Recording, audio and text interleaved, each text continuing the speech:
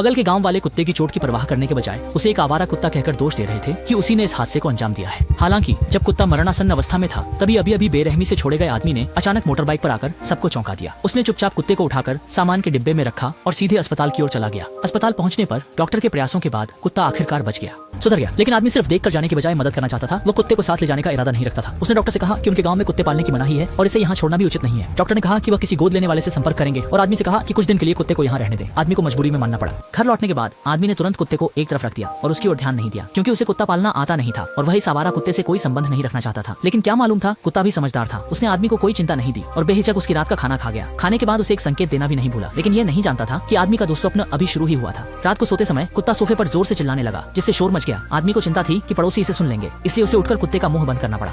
सुइयों को फिर उसे शांत करने के लिए कोशिश की, लेकिन वह दूर जाते ही कुत्ता और जोर से भौंकने लगा। इस तरह से रात भर बार बार परेशान किया, जब तक कुत्ता थक कर शांत नहीं हो गया और आदमी अच्छी तरह से सो पाया। लेकिन जैसे ही वह लेट गया, काम पर जागने वाली अलार्म घड़ी फिर से बज उठी और कुत्ता सोफे पर फैलकर बिना किसी चिंता के गहरी नींद में सो गया। आदमी गुस्से में था और केवल उसे जल्दी से घर से बाहर निकालने की सोच रहा था। लेकिन ये अभी समाप्त नहीं हुआ था। जब आदमी नीचे